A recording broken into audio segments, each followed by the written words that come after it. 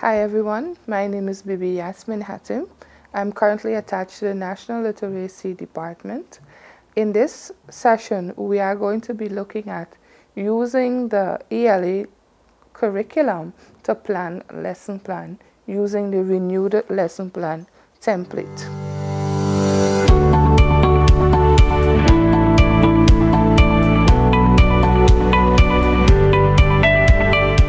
In planning for ELA, or when I say ELA, I mean the English Language Arts, or using the English Language Arts curriculum, it's a little bit different from the mathematics, the science, and the social studies. In the sense, in the ELA curriculum, or the English Language Arts curriculum, you have to first identify your content, and you get your content from anchor texts. Anchor texts are passages or textbooks that you have in your school that have reading passages at the level of your learners. The first thing, however, you need to know is the reading age and the writing stage of your learners. And you can identify that or get that data from the diagnostic assessment. Once you would have identified where the level in which your children are reading at, you move that now by identifying the kind of texts they would be interested in reading. You find that by using maybe your Fun with Language or the Atlantic Readers in your classroom. From there, you select whichever passage you decide to do for this particular week, and from that you do a text deconstruction. When you do a text deconstruction, you identify all the aspects or all the concepts, as we like to say, that you can teach from that text. When you finish identifying all those concepts, you group them according to the timetable. On our timetable, for language, we normally teach either literacy hour and reading at grades 1 and 2, and at the upper level from grades 3 to 6, we teach literacy studies, we do reading, and we also do language arts. Now, when you do your text deconstruction, you identify from that there, or that list that you created, the ones that you would need to do whichever particular area.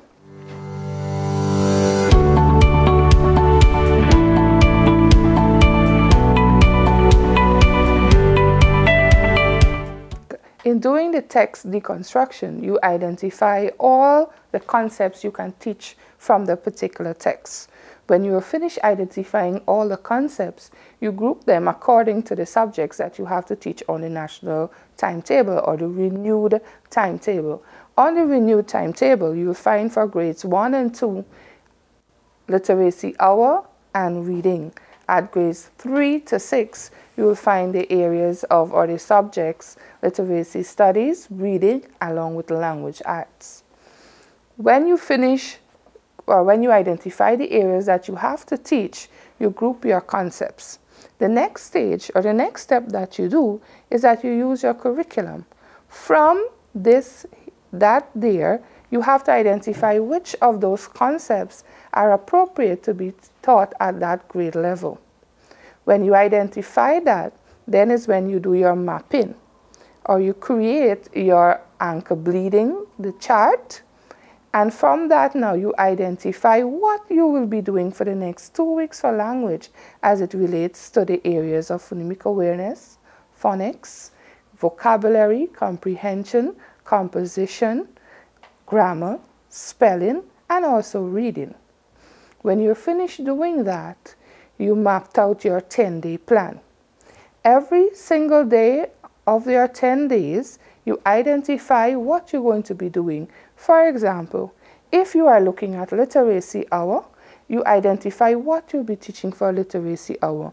What in day 1, what are you going to do for phonemic awareness? What will you do for phonics? What will you do for your small group activity? Is it a vocabulary day? Would you be doing comprehension? Whichever one you choose to do, that then you identify the concept that you're going to be doing, and then you continue for days 2, 3, 4, 5. Day 6, however, is a little bit different. You would have identified what you're going to do for phonemic awareness and phonics. However, for your small group activity, your focus now is on composition writing. So here is where you introduce the writing process. So every day of this week, or the second week of the cycle, you'll be teaching them a different stage of the writing process for your small group activity. Day 10, however, is a bit different. Day 10 is when you review the concepts, or what we like to say, the SEOs you would have taught for the week.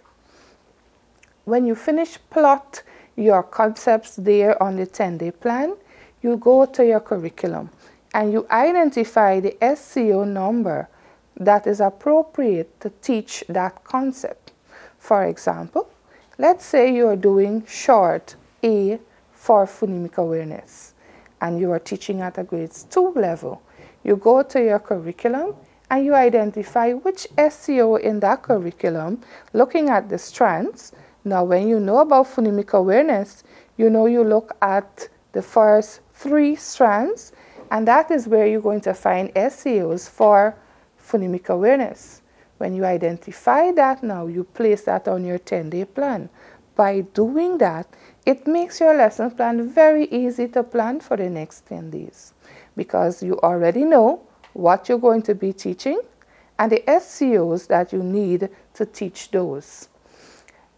Also, there is room for flexibility. For example, if you would have taught phonemic awareness short A song on Monday, the first day of the cycle, and when you analyzed your lesson plan and you know that your learners did not fully grasp that concept, in the second day, instead of planning another concept, you can reteach the short A song.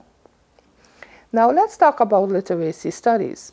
Now we teach literacy hour at grades 1 and 2, but we teach literacy studies at grades 3 to 6. In teaching of literacy studies, it's a little bit different. Now when you are doing your anchor deconstruction, or what we call the text deconstruction, when you're doing that, when you identify your concepts, you are identifying them now to teach word analysis. You're identifying them to teach reading fluency, or you see sometimes reading comprehension or fluent reader. They all refer to the same thing. And your small group activity, and now there's an addition. The focus is not so much on small group, but on individualized work. For the first day, our word analysis can take the pattern of either phonemic awareness and phonics, or vocabulary. At different grade level, you make your decision of what is appropriate to teach your children for your word analysis. As the days go by, you can either change or you can continue doing the same areas. When you would have decided what you're going to do for your word analysis, you identify the concepts the concept that you would have get from your anchor text or your text deconstruction when you did that, and you place it there for your 10-day. Then you move on to your reading fluency. At this here, we are teaching fluency skills and reading comprehension skills. So you just place whatever you want to do there. In the small group or the individualized work, again, our first day or first week, we focus on vocabulary and comprehension, and you identify the skills that you want to teach for vocabulary and comprehension. In your final week, like the literacy hour, for your small group or individualized work, you look at your composition writing. And again, you're teaching the writing process. When you are finished doing that, we move into our lesson planning. So we start by identifying what is the grade, the subject that you're going to be focusing on, and our strand. So language is a little bit different. We have to teach every lesson a combination of strands. So let's say we are doing literacy studies. To do literacy studies, we have to do word analysis, we have to do fluent reader, and we have to do something from small group. So let's say today is our vocabulary day. Now, to teach or to build that lesson, we have to identify the concepts that we have to teach for those 3 areas. Now you'll find those concepts across the curriculum in all the different strands. So a lesson for literacy would have a combination of strands. So you have your listening and speaking because you're going to do phonemic awareness. You're going to have reading and viewing because you're doing phonics, and you're going to be looking at your text, the fluency. You're teaching some fluency skill. So we'll have reading and viewing, and if you're going to do vocabulary, that would require some sort of writing. So we would have writing and representing. On your lesson plan, you state those strands, and in bracket you put the concept, the specific concept that you're going to be looking at within those strands. When you are finished writing that part, you move into what is the purpose of the lesson. When you look at the purpose of the lesson, you state, now you're doing phonemic awareness, you're doing phonics, you're doing fluency, and you'll also be doing vocabulary. Let's say you're doing words and meaning for vocabulary. Those areas would require you to write a purpose for each. So we know that when we do phonemic awareness, we connect it to phonics. So there we can have a purpose for phonemic awareness and phonics.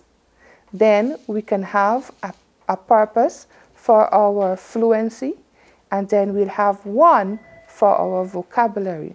So when we finish stating those purposes, we move on to selecting of our SEOs. And remember, when we plot our 10-day plan, we already place our SEOs there. So all we're going to do now is we're going to go to our curriculum, and we are going to look for those SEOs. We are going to read them, and we are going to place them into those 3 columns that we have there. We have knowledge, we have skills, and we have values. Now, the language arts curriculum, the SEOs were designed mostly to be skills. When you look at those words or those verbs, you'll find most of them describing a skill. However, the broken line on the lesson plan helps you to place them. You could, if you feel that it's best to be placed in a knowledge, you put that. If you think it's a skill, then you place it in a skill. If you are struggling to find your value SEOs, struggle no more.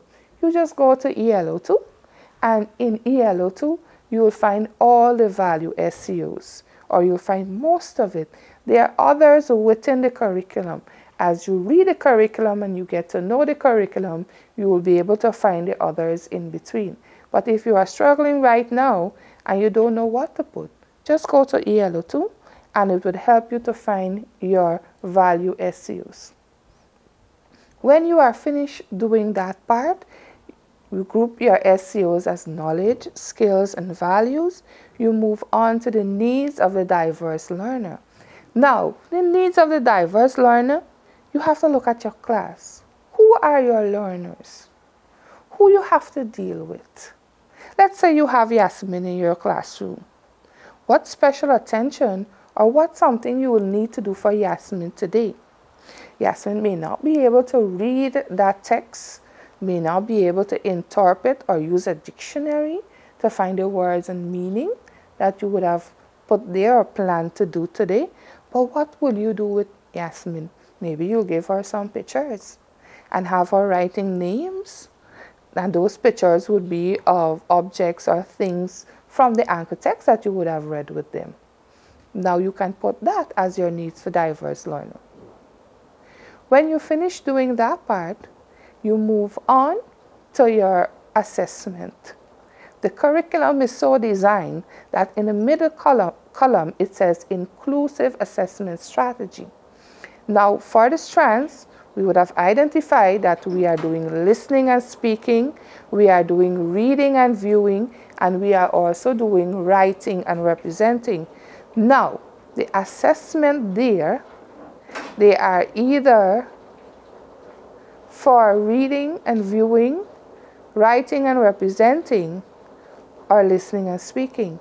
Now you use those examples that are given there, and you identify which one is appropriate for you to use in this lesson.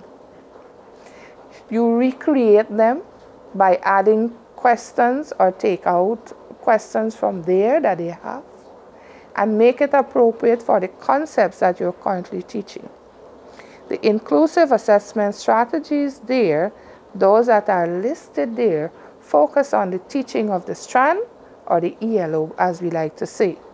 So you will find that one strand would have a group of inclusive assessment strategies, and those strategies you can use over and over again. That's where your journal, the teacher's journal, come into play. So you move whatever rubric that you plan to use that day and you place it in the teacher's or in your teacher's journal. So as you teach, you are making jottings and you're doing the assessment. When you're finished doing that, we move on to the components of the lesson. In the components of the lesson, it starts with the hook, or the introduction, as we like to say. In the hook, when you think of the hook, think of something that you're going fishing and you have a hook and a fishing rod. What you have to put on the hook? You have to put a bait. Now think about your children in your class. You want to catch their attention. So your hook has to be something fun, something that is related to the anchor, because at the same time, you want to get them interested in this anchor text. You want to get them all excited to read this anchor text. So we start by introducing them to our anchor text. Then we move into our time to teach. In our time to teach, we have to remember now, we are doing literacy studies. And at the beginning, we identify that we are going to be looking at phonemic awareness and phonics. We are going to be looking at reading fluency. We are going to be doing model reading because it's the first day. And we are also going to be looking at words and meaning. And if we are doing words and meaning, that simply means we are going to be introducing them to a dictionary. So for that period there, for your time to teach, you have to identify or list your activities that you plan to do for each area. What are you going to do for phonemic awareness and phonics? How are you going to teach the concept of short A? Are you going to use a song? Are you going to be doing modeling the song and have them doing that? What do you plan to do? You'll indicate that there. Then you move into fluency, or you move into your reading. Then from that, you move into your small group or your individualized work. But first we introduce them, because we first have to teach them about the concept. When we are finished with that, it's time to practice. Time to practice is where we state our activity, what we want the children to complete, what we want them to do. Do we want them to do a graphic organizer? Because our focus for our small group is words and meaning. How are they going to do this words and meaning? There is where you put your activity. What is it that you want them to do? And we have to keep in mind our time. Maybe to move them from time to teach to time to practice, we want to do some sort of transitional activity because we want to group them. Maybe we can have them singing a song and move around to the particular group in which you want them to sit. So we want to make, or as you teach, as you plan, you have to think about these things. What would be your transitional activity? We had them listening to us all morning or all for that whole period. So far, what do you want to do next? Would you want them to stand up, do a little dance around, do a little move, and then find their seats? Or move into the other activity? What is it that you want to do next? Then you have them, or you share with them the instruction of the time to practice. During your time to practice, what would you do as the teacher? The children are placed at the different centers, or they are given the particular instruction and they have the activities that they have to do. As a teacher, you are supervising the process. And here is where you're going to be picking up your journals now, because here is where it comes into play. When you pick up your journal, you're going to be using that rubric that you would have created prior. So as or in that part, the time to practice, you state what your role would be. You'll be supervising, you will be using your rubric, you will be using your journal, and completing that rubric, you'll be asking the pupils questions, and so on and so on. You put that there as a reminder. So in the morning before you plan or ready to deliver your lesson, as you read through, you remember, oh yes, I need to have my journal with me. So I'm going to put it at a space in my classroom where I'm going to see it. So I'm constantly reminding myself that I have to go and use this journal now. When you're finished planning your time to practice, that you would have completed the components of the lesson. Now we move there now into the context. What is it that the children are bringing to this lesson? What is their idea, or what knowledge, what community experience they have? So let's say we are doing short A. The children would have been exposed to that song, and I'm sure in their vocabulary they have been using words with that letter sound. So they are bringing that to your lesson. What is it about the anchor text? What is it that comes out of there that they can relate to? Let's say it's about the lost ball. Maybe they know, or they would know about a ball. They would have used a ball to play games. Maybe they would have even lost one. So we have to think about that too, and how that applies to our context. When we are finished with that, we think about subject integration. Now, we looked at the content of our anchor text.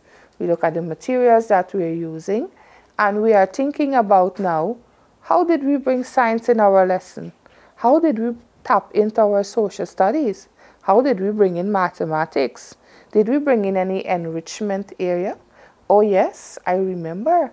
I said in my needs for diverse learner, I'm going to put Yasmin, and I'm going to put her to do drawing, and I'm going to put her to write the names of those drawings that I would have had her done. So there is where I would have integrated a bit of art. Maybe I had a song for my transitional activity. So again, I bring in music. So I had an integration of music there. Now let's look at the text. Text talk about a lost ball.